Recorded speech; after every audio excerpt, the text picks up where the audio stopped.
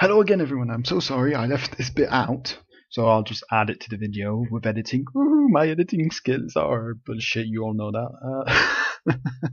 But anyways, there was this special stat at the end that I looked through very quickly. Beauty, you impressed her with your detective skills. Well, thank you very much, but I'm not into you, Beauty, because you're a bitch in the comics.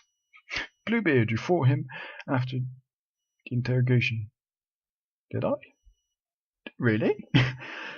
Colin, you gave him a drink when he asked one in your apartment. You helped him avoid the farm. Yeah, buddy. Yeah, you remind me of someone. Not a guy named Colin, but someone else. I'm not going to say his name because he's probably watching and he's probably saying, "You bastard! You compared me to a pig." Crooked Man, deceased. You took him back to the witching well. You tossed him down the witching well. I just let go, to be perfectly honest, and he hit me. Well, he tried to attack me. So, you confiscated Dee's money while he was in custody. Yes, I did, and it helped me a lot. Faith, deceased. You gave her money after the fight with the woodsman. Fat lot of good that did her. Georgie, deceased. You left him to die. You smashed up his place. Actually, something that's quite coincidental is that that means we saw her right before she died. That was so quick. So I'm actually wondering, what the hell was it? Anyways, you smashed up his place, yeah. Green Leaf, you offered her a job. I'm not sure she really deserves it, but we need her for the glamour. Gran, you drank with Gran after the Lee's funeral. Gran, I can understand where Gran comes from. Like, he acts all big and tough, but he cares about Holly and Lily. Well, now only Holly, but yeah, you understand. Speaking of which, Holly, you pretended to be the woodsman while she was passed out. I didn't touch her, I swear.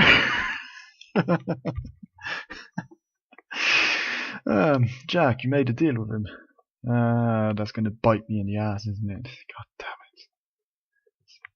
You know, I was watching The Librarians the other day. It's an American series about librarians, and I'm not going to go into detail, but at some point you have one of the characters that says the only one that gets out of things all the time is the Jack, like Jack and the Beanstalk and things like that, because he's a lucky bastard. And he is this idiot is the luckiest kid I've known. I know. He is hated by everyone. He breaks everything he touches, and yet he still gets what he wants. Snow, you brought her along with you to the Trip Trap for a drink, and to tell Holly things. You promised to bring the Crooked Man back alive, and I kept that promise. And she still ignored me. I understand that she has a lot of work to do, but a thank you is less than a second, or is a second, something like that. But it's quick to say thank you for what you've done. But no, nothing like that. Tiny Tim, hi. You chose to wait for him. Well, yeah. He's the one who's supposed to show me where I'm supposed to go. And besides, he's a good guy. Tiny Tim. TJ, you accepted his beetle and promised to give it to Snow. I was going to say I'm not going to give her it, but it's for TJ, so I'll give it. if I can. Toad, you stood up for him when Snow wanted to send him to the farm. Yes, I did. Yes, I did. You gave him money. I didn't touch him, I swear I didn't touch him. Oh god, what the hell was that? Wow. I'm so sorry, what the hell was that noise? It sounded like an explosion. Explosion! God.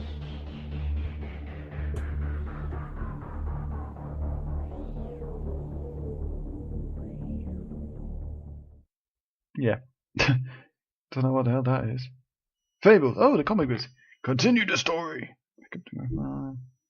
Okay.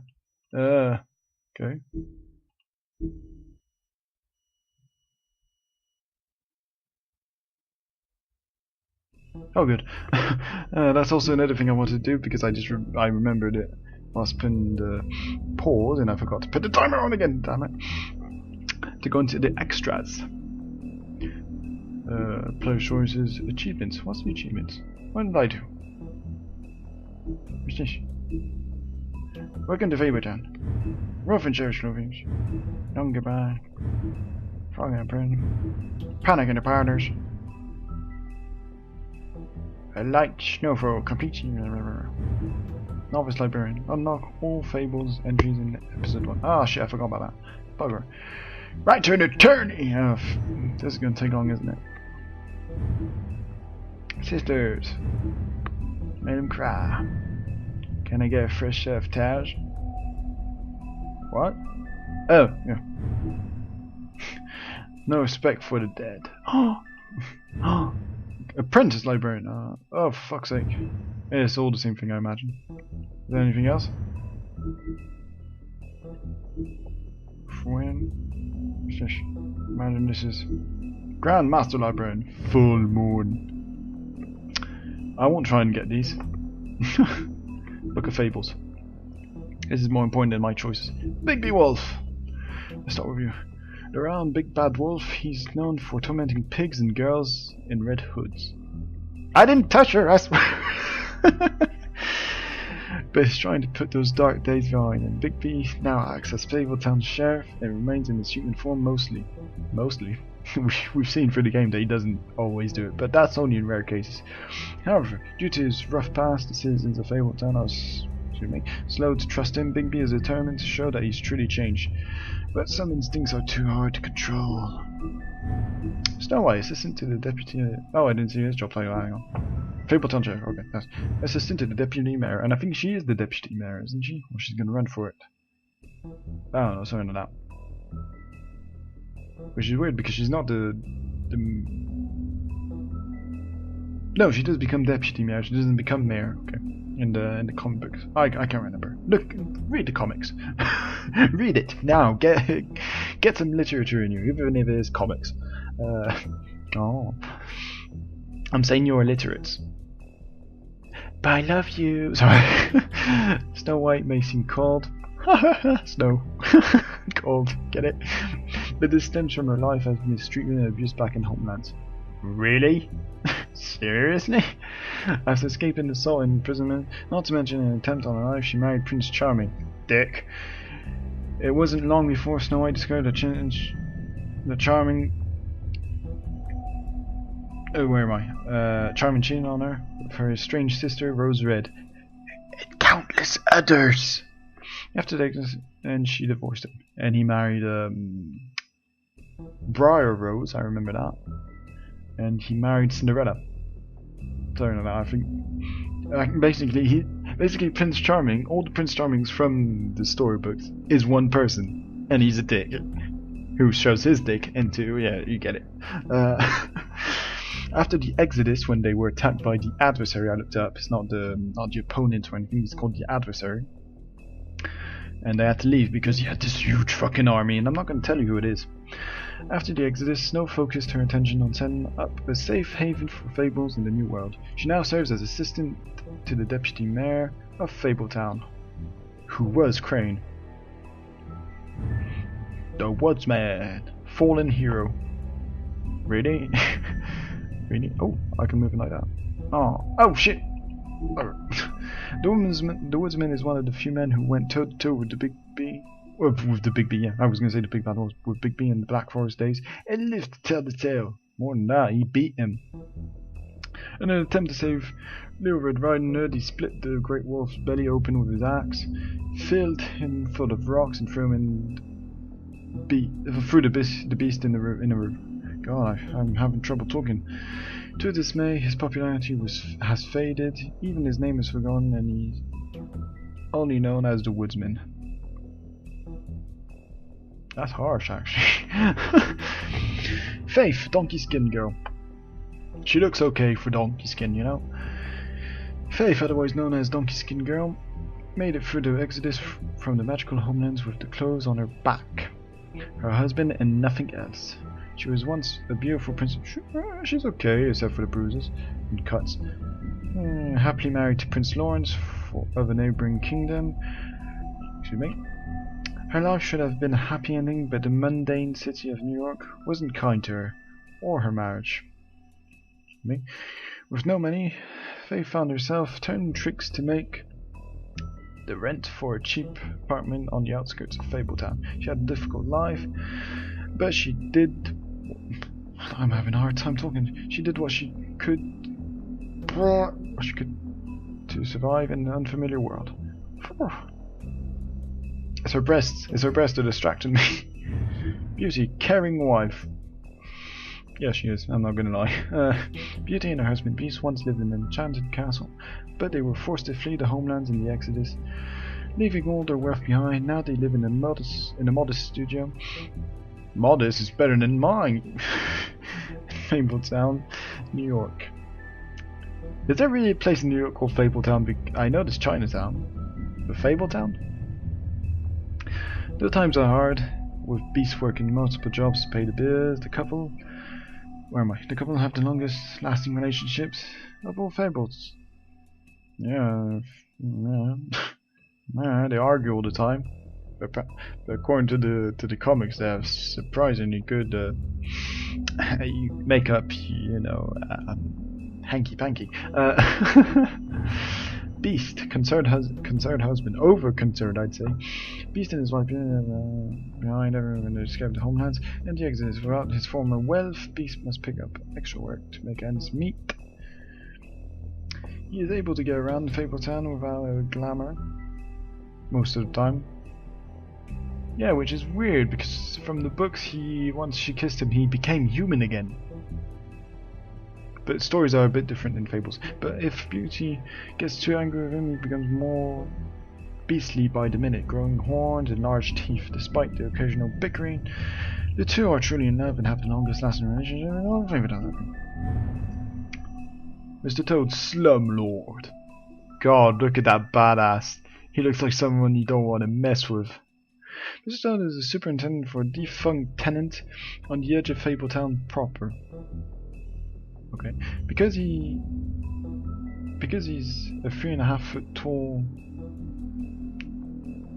talking amphibian. I'm having a hard time reading. God, Toad is required by Fabletown law to keep his family and himself magically glamoured to appear human.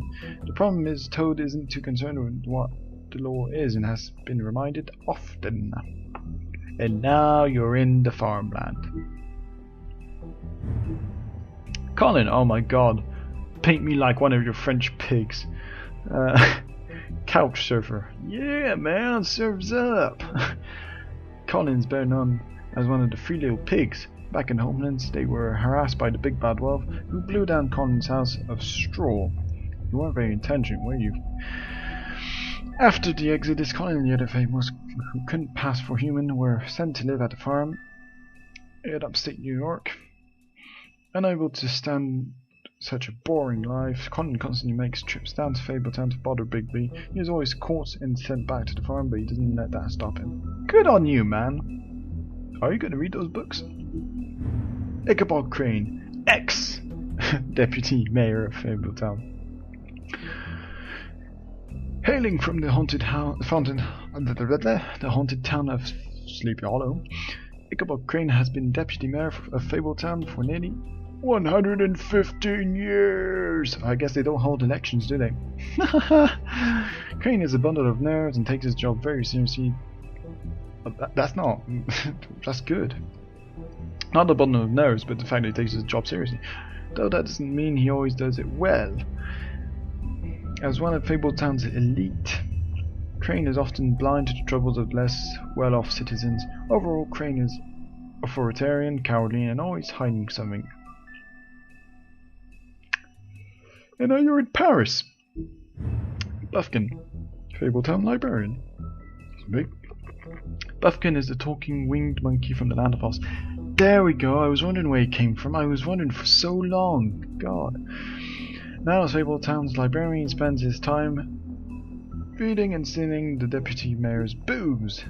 He's prone to mischief, so when something goes wrong, he assumes he'll receive the lion's share of the blame.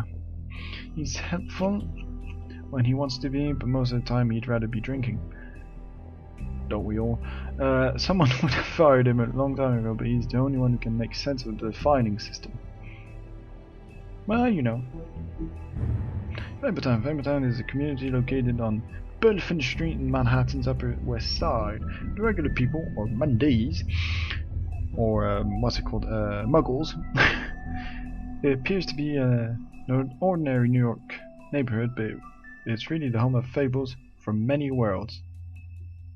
I don't know if it is in this. I don't know if in this version they have the Arabian fables that come from other worlds. I don't know how they go from world to world. It seems to be like they don't explain. It seems to be various doors, like using a beanstalk. Yeah, but it's quite weird.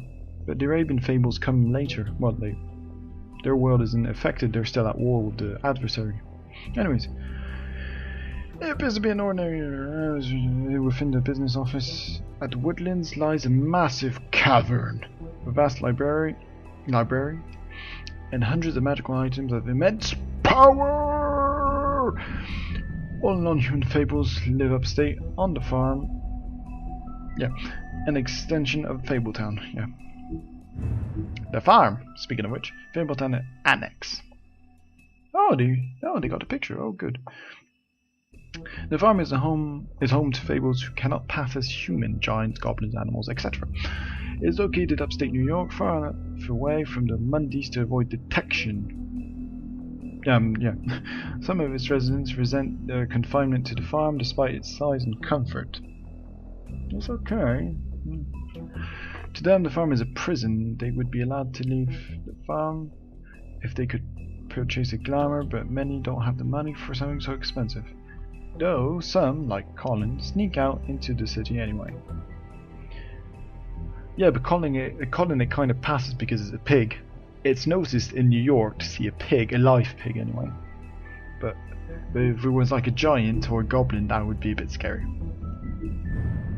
Monday is short for mundane. Monday is a catch-all term that fables use to refer to the non-magical inhabitants of their adopted home. Warding spells placed around the blocks of Fabletown and the farm keeps their minds distracted and dull within certain boundaries. They drug them? However, if anything should pique the curiosity or scrutiny of a large group of Mondays, these magical protections charms would overload and fail. Oh, that's as Sheriff of Fabletown, one of the Bigby's primary functions is ensuring the Fabletown community remains low profile. Glamour. Glamours are spells that allow the user to change their appearance. They are expensive but can be purchased by non-human fables in order to pass for human among the Mondays. Okay. Cheap glamours can be found in seedier parts of Fabletown, but they are often unreliable and prone to sudden failures. It is quite funny that she passes from that size cup to this size cup. Prince Lawrence, Faith's husband. Was he dead? Yeah, he was dead. After escaping the homelands, Prince and his wife Faith immediately fell victim to the harsh realities of the mending world. They moved to New York, hoping to find aid in the community of Fabletown, fellow fables. But without enough money to live in Fabletown, they had to settle on an apartment on the outskirts of the neighborhood. Unfortunately, that meant that they were out of sight and out of mind when it came to the government assistance, which is quite sad. Their prospects dwindling, Faith left Lawrence to try and make it on her own. Oh, now without his wife for support, Lawrence struggles to motivate himself and quickly sinks into depression and death. Tweedles, the Tweedle brothers, Dum and Dee, are thugs for hire, hired goons, same thing. They appear human, allowing them to carry out their contracts in the Monday world without drawing suspicion. They are as inseparable as they are ruthless. Meh, it's okay. Holly tripped out Rona. Holly's a no-nonsense kind of troll and the owner of stop bouncing that way. And the owner of the Trip Bar. She's glamoured to appear human, but her patrons know better. I imagined all fables. Holly takes good care of her regulars, often the downtrodden fables with little to spare, but she has no patience for the Fabletown government that has done nothing to locate her missing sister. Well, yeah. I'll give you that. Grendel. Grendel just wants to be left alone. Okay, let's go. No. In the old days, he terrorized Norse meat halls. Oh yeah, that's where he's from. He's from the legend. What's his face? Beowulf, the North. You know, the last of the heroes, the last of the Norse heroes. But he can be found occupying the stool and various quiet, dumpy bars around New York. He's the noise of the city, yeah, but must work there to afford his glamour. Despite his gruff bearing, he's fiercely loyal to those who've learned to offer him the space and science he desires, and deserves. I don't think of it. Talking to him is like watching the time bomb tick down. It's only a matter of time. Bluebeard, oh god, wealthy scoundrel. He's a murderer. God, if any of you know the story of Bluebeard, well, I'm probably going to say, Bluebeard managed to escape the homelands with his riches intact, lucky bastard, and continues to be one of the wealthiest fables in New York. The Fabletown government depends on his generous contributions, and he often uses this influence for his own benefit. As a former serial killer, see, I told you, he claims his days of decapitating his brides are over. Yeah, that's basically his thing. He married someone, and I think that was it. Yeah, he married a girl to get her wealth and then killed her. The moral of the story, ladies and gentlemen, is no matter how handsome he is, and to be perfectly honest, he looks gay. Not in a bad way, he looks gay. Earring, looks like he's wearing makeup as well. I'm not saying that gay people do that, but I'm just saying that's how the first word that comes to mind is gay. It's not homophobic. But even if he was able to leave his violent ways in the homelands, that hadn't stopped him from making the occasional trip down Crooked Lane. Wait a minute. Oh, you cheeky bastard. Big B's mercy. There will be no mercy. In the days leading up to the Big Bad Wolf, hunted armies of men and goblins in the Black Forest.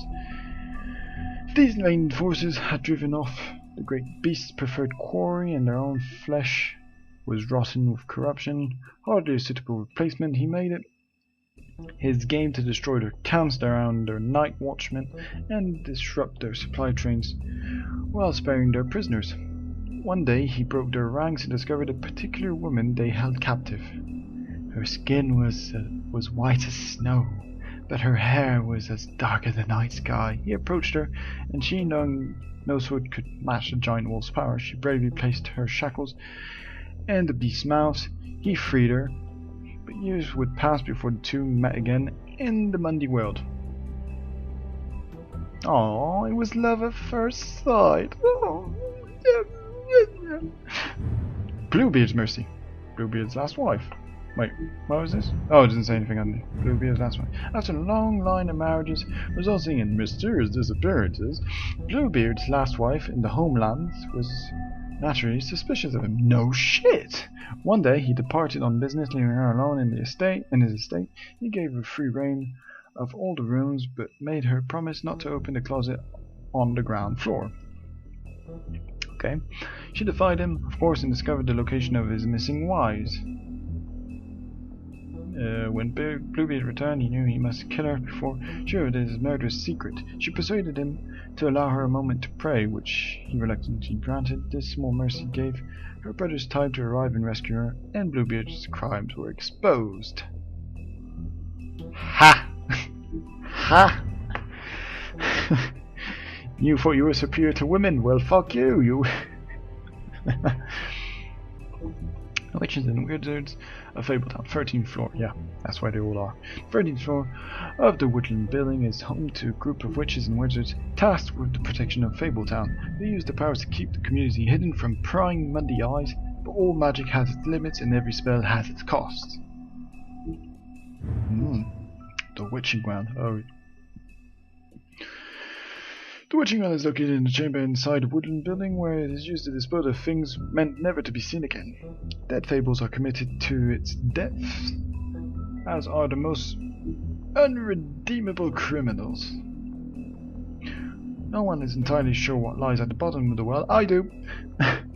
Nor indeed if it has bottom, that's all.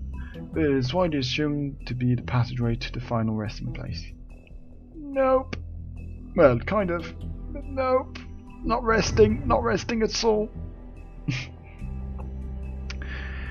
Jack Horner, harmless trickster. I have to disagree with you. Jack is always up to something, but he's not nearly as smart as he thinks he is. He's more lucky. His plans to get rich quick often backfire, but his confidence never wavers. He thinks he is the most important person in Fabletown, but everyone knows him as a mostly harmless smart-ass. And insanely lucky. Lily. His strange sister. Lily and their sister Holly grew up in the homelands together, but they had fallen out shortly after moving to the mundane world. Aimless and increasingly destitute. Lily turned to prostitution, and now she's the second victim of the ongoing murder investigation. Okay. Troll Cross. Oh, that's what I meant. Lily's brooch. A troll cross is an element made of iron that was foolishly thought to protect the wearer from trolls. People are stupid. If it's called a troll cross, Lily acquired. It's like saying that the Christian crosses took waver off Christians. It's stupid. Lily acquired hers while wandering through the wilderness. Actually, now do you think, just to go back to the Christian cross, the Christians were nailed to the cross, so yeah, it was kind of bad. Lily acquired hers while wandering through the wilderness searching for something to eat. She came across a human, but before she could devour him, he held the troll cross out and said, "Back! Back, you troll!" After enjoying her nice tasty snack, Lily plucked the cross from the dead man's hand. After the exodus, she wore the troll cross constantly as a reminder of better days. Georgie Porgy, dead. The pimp. Yeah, he looks like a pimp actually. Georgie, not in a good way. Georgie runs the Pudding and Pie, a strip club that also caters to the unmentionable desires of Fabletown's citizens. He has tried just about everything there is to try in pursuit of worldly pleasures, but none of it satisfies him for long. He does seem to enjoy pushing people's buttons. He takes pride in his nightclub and doesn't react well to anyone meddling in his affairs. Sorry, Georgie. Clever Hans, bouncer, janitor, handyman. Yeah, he doesn't wear a ribbon. I assume it looked weird on him, but Clever Hans always does exactly as he's told. However, he often misunderstands his instructions and ends up hurting himself and behaving oddly, as in the case of his noted fable. I don't know his story actually, where he threw sheep's eyes at his wife. Wow. Unsurprisingly, she left him, and now Hans works as a bouncer at George's club. He hopes to dance on stage one day. Dream on, man. Dream on. But for now, he's content sweeping up and making sure the crowd doesn't get out of hand. Nerissa, the Little Mermaid. Now, Nerissa's story never had a happy ending. She's known as the Little Mermaid, the young girl who gave up her tail for a pair of legs in the hopes of winning the heart of a handsome prince. Was it Prince Charming by any chance? When he married a princess instead, it would have been fine if she married a princess. But it would have been fine. That's what I'm trying to say. And he married a princess instead. Nerissa, actually, how do you think about it? I don't think there's lesbians in Fable. I don't even think there's a gay couple. Oh, that's well. Nerissa was left heartbroken. She made the journey to the mundane world, hoping for a better life. Now she dances at the Pudding and Pie. But each step she takes feels like walking on shards of glass. Really? She has very little left, but finds some comfort in the company of her fellow dancers.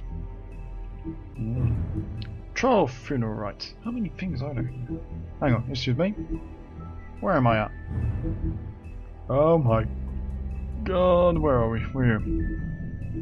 God, this is gonna take too long. I think I'm gonna do a whole episode on this. The long absence. The gaze of the great mother death. The gaze of great mother death is always upon us. Beneath her affectionate eye, we fight our battles. We nurse our wounds, we shout our victories, we endure our sorrows. And when we fall, she is there. Her embrace is the silence of the mountain, the heavy peace of stone. Approximately translated. The troll funeral is a sacred ritual passed down by oral tradition from troll mother to son. Okay. It begins at sunset with the creation of the cairn, this thing, I imagine. A small pile of stones to represent the many generations of trolls that have travelled and died before them, the foundation upon which the living stand. Yeah, because trolls turn into stone. Weapons are divided amongst trolls' closest comrades, the body of and the rest of their positions are burnt, and though each viewer must speak to the life of the lost, the eulogy's candour would make a Mundi blush. Yep. Sad thing. Vivian, George's girl. Oh. She has a mischievous smile. What looks nice on her? Sorry, Vivian. Much of Vivian's past is unknown since she prefers not to talk about her life back in home. She wanted to start fresh in Fabletown, but she finds herself working for Georgie at the Pudding and Pie. It's not a terrible life. Georgie took a liking to Vivian, so he doesn't make her take jobs at the Open Arms. Instead, she plays hostess and helps Georgie ensure complete customer satisfaction. I can get no satisfaction. I actually had to look up him because I didn't know. Dr. Swinehart, the army surgeon, is from the story The Free Army Surgeons. And him, well, basically the story is, or maybe I'll say, if it doesn't, I'll talk about it. Dr. Swinehart is a resident Fabletown physician, so skilled in the art of instrumental surgery that he can safely operate on himself. Yeah, but that didn't turn out too well for you. I'll talk about it. He served as an army medic for many years, sometimes using his talents to impress locals. He currently runs the special research section of the Knights of Malta Hospital. Knights of Malta, sorry. So named to discourage people from investigating what is actually a reserved, fable-focused health facility. And his story of Dr. Swinehart, the stories in his name basically is that he had his heart, him and two others said, we're so good at surgeons that we could operate on ourselves. So one cut off his hand, and said that in one cut off his hand he took out his heart, and another one took out his own eye. And they said, we'll leave it for the night, and then we'll sew it back up the next day. Except there was a kind of big fuck up somewhere, not their fault, but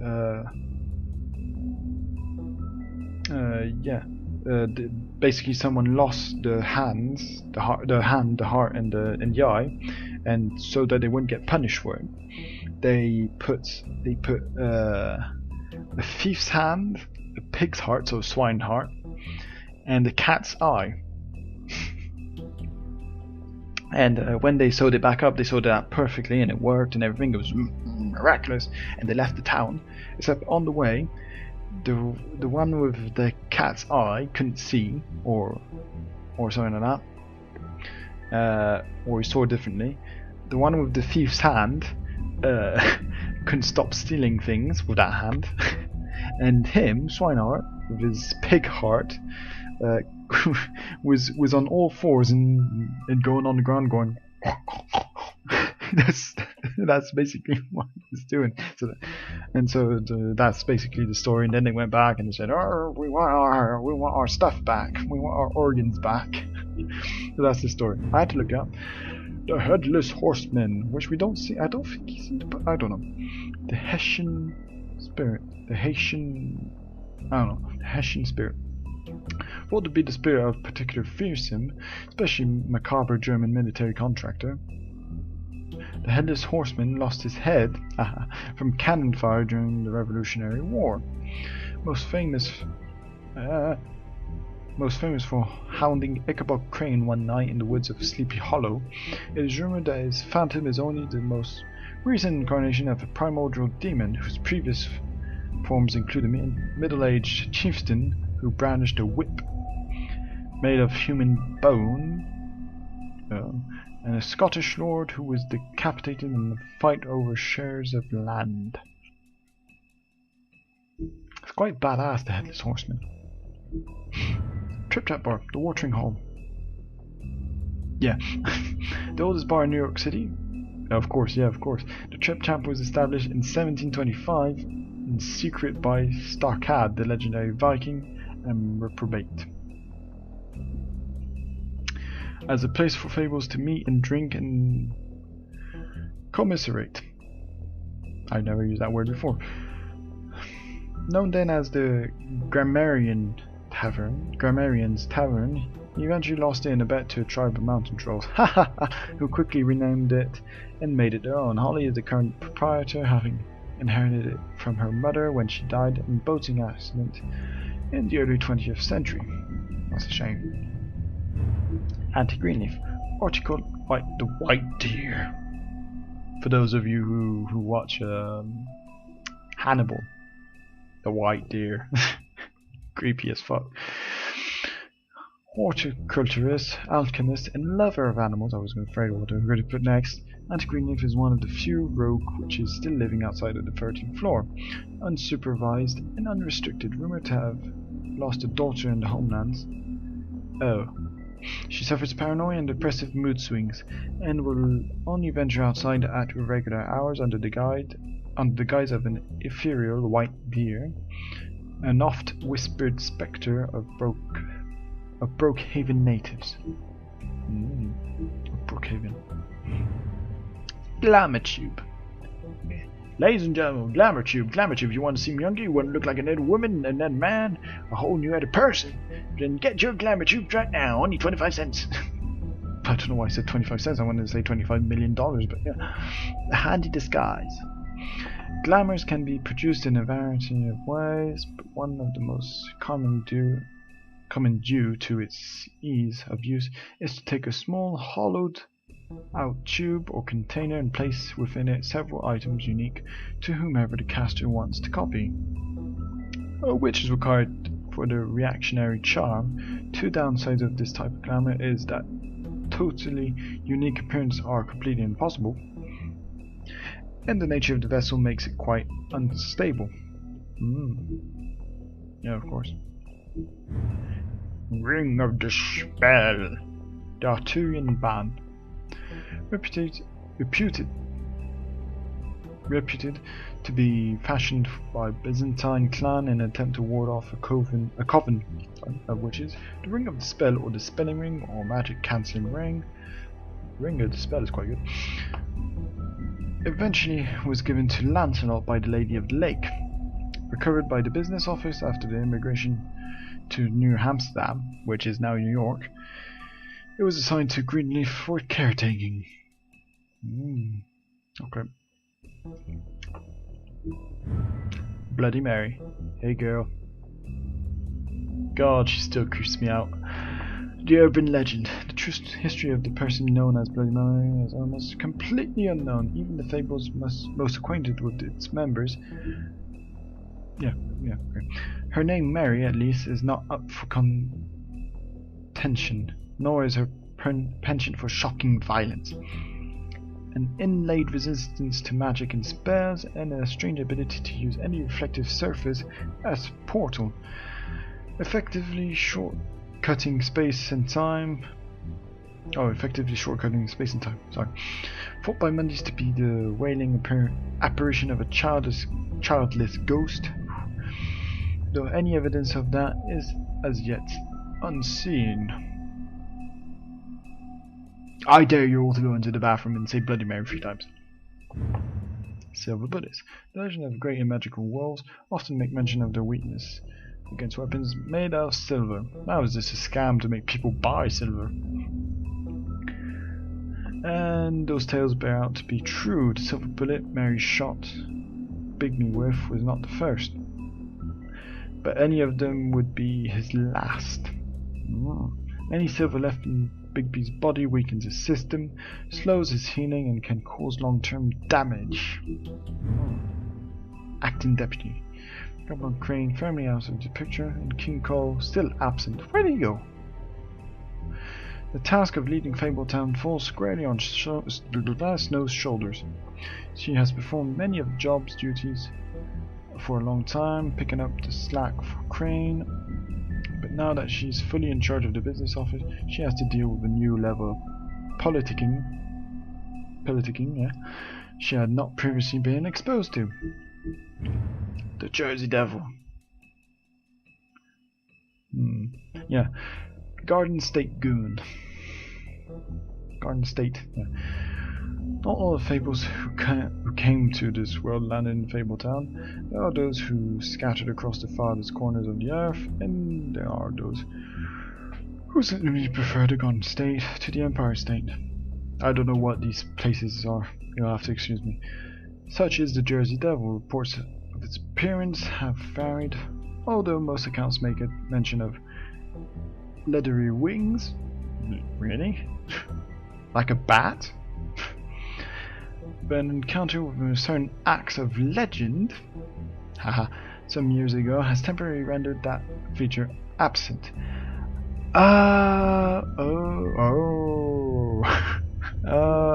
You got your wings cut off by Woody.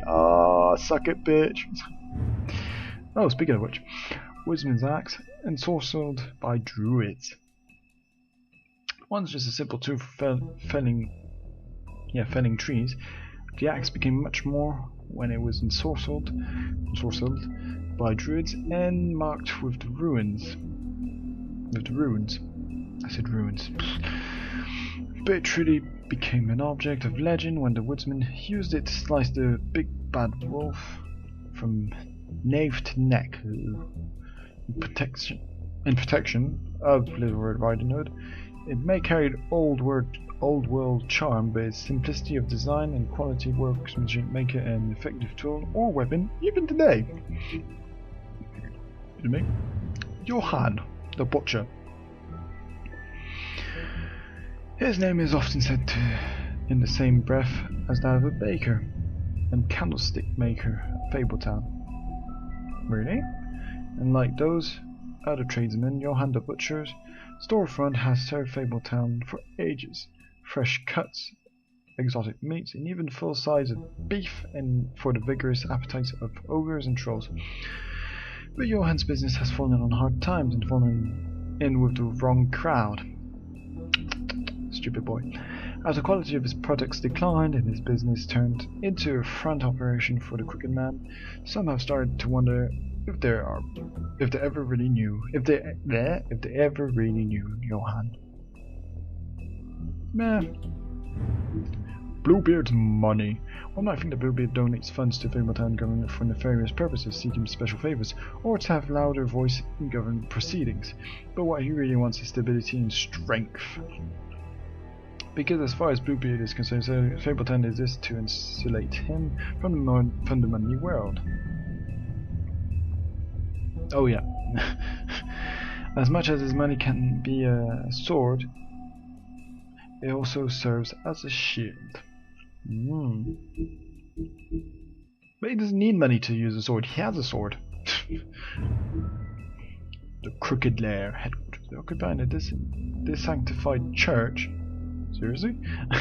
This is just one of many locations that Crooked Man's operation uses to run the Fabletown underworld. Its lounge atmosphere makes for a comfortable meeting place. Unless you are an unwelcome guest. It is completely boarded up to the outside world, and the only way in is through one of the many portals. Oh, so there are many. Marked by a door with the Crooked Man's Catherine wheel icon, scattered throughout the city and elsewhere. Oh, does this mean that this is an international thing? The Crooked Man. Crime Lord, the Crooked Man has slowly built himself into one of the most powerful figures in Fabletown. His operation started with a crooked sixpence and a crooked house. Where is he?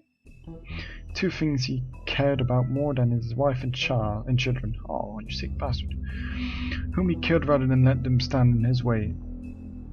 I'm glad I threw you in the witching well, mate. In his rise, a crooked man has ensnared many fables in his criminal web, providing them with what they needed, but always at high costs. He is cunning, persuasive, and ruthless. Yeah, that's why he had to be stopped. It's not the fact that he killed well, it started off with the fact that he ordered the girls to be killed, but it's the fact that he is making it worse for people and they can't see it. Idiots. Tiny Tim! Sentry. While most fables theorize that their longevity and overall well-being has improved by the Mundy's well knowledge of them, for a select few that does not seem to apply. When a malady or injury is an integral part of a fable story, that notoriety can make recovery nearly impossible. That's what Tiny Tim thinks, at least, and no medical care or magic, rather than none that he can afford, can heal his leg. I don't know his story. I'll have to look up. Life on the farm. With its idyllic location and managed community, the farm would seem to be a welcome alternative to eking out an existence in Fabletown, but those who have lived there see it very differently. They see it for what it is, a prison. A place where you are free to be who you are and do what you please except leave. It doesn't help that while fables who appear human do not have to worry about being sent to the farm, they always seem to fill the leadership roles there.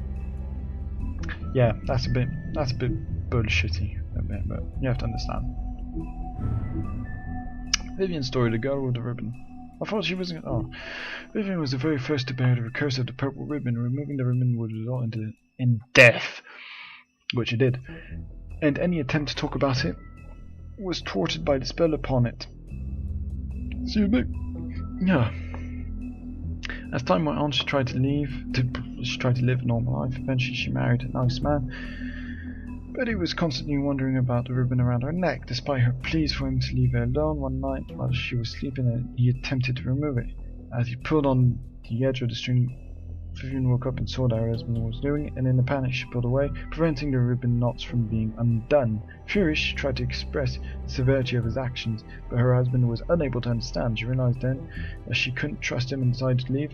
She lived alone for the rest of her days in the homelands, preferring the safety of isolation to the risk of another betrayal. If you had just told him, everything would have been fine. Putting in pie. Vivian and George's place. Vivian and Georgie met during the exodus from the homelands, and they helped each other survive the long journey to the mundane world. Upon their arrival, however, they found it hard to make a decent living. With what little money they had, they opened the pudding and pie. Operating the strip club may not have been the most desirable occupation, but they figured it was better to be in charge of a place like this than to be forced through desperation to work at one. Yeah. The big bad wolf, Bigby's true form. Bigby's true form is that of a giant 8-foot tall wolf. In addition to his iconic huff and puff power, huff and puff power, he has also inherited other abilities from his father, the North Wind. For example, Bigby is able to hold his breath for an abnormally long amount of time, making it impossible for him to drown. Yeah, he just looks badass. Mary's loyalty, part of the job. Bloody Mary began working for the Crooked Man many centuries ago. He promised her freedom to do as she pleased as long as she agreed to act as his personal bodyguard and hitman. Because of the Crooked Man's power and influence, Mary never had to worry about getting caught by the authorities. She enjoys her job immensely. Yeah, I saw that. And would defend the Crooked Man to the death, mostly because she finds it fun. And she did. Good for you, girlie. Though, oh god, what? That shard is... How do you move with all this? Fabletown Justice. When a criminal is captured in Fabletown, the traditional procedure is to hold a formal hearing in front of the community and concerned parties. However, exceptions are often made to expedite the process. In reality, there aren't any hard and fast rules for these types of situations, and the extent of which policies are upheld can depend on who is being charged. Yeah. So mind what you do. A new order, Snow in charge. With Crane out of the picture, Mayor Cole has officially appointed Snow White. How did he do that if we don't know where he is? Loophole! As the Director of Operations and Deputy Mayor in his absence. Many would say this promotion is a long time coming, since she was instrumental in the establishment of Fabletown and personally ensured that many fables made it into the new world. Made it into the new world safely. She's also been doing the work of Deputy Mayor unofficially for years. Sheriff Bigby. After fleeing the homeland, Bigby spent many years wandering through Europe. Yeah, he was implicated in World War II and things like that. With a fabled colony quickly developing in the New World, Snow White and Feathertop. Who's Feathertop? Tracked down the wolf and offered him passage to Fabletown. He agreed, and Snow cut him with a... What? Snow cut him with a lycanthropy stained knife to give him the power to change into human form at will. Bigby became Sheriff of Fabletown under King Cole's administration, but because of his violent past, many fables didn't trust him, and he was banned from ever setting foot on the farm. To this day, he struggles to redeem himself in the eyes of the community. Oh, and that's it. Yay! Yay! We did it all! And there's one thing I missed. Ah, fuck. Well, you cheap ass bastards. What did I miss? Oh, I missed some things there. Oh. God, he looks stoked. Anyways, that was the Book of Figgle. Oh, wait. Damn it. We're not done yet. Money, money, money, money. I'm reading very fast. Is this really important? What place did you investigate for? Okay. Oh. Up, up, up, up, up, up, up, up, up, up, up, up. Should I? Anyways, hope you guys enjoyed it. Because we're done. It's over. I have nothing else to do. That was The Wolf Among Us. It's over. We've done every episode. Yes, thank you. Yeah. We've done it, thank you. And I'll catch you guys in the next video, whichever it may be. Bye, everyone.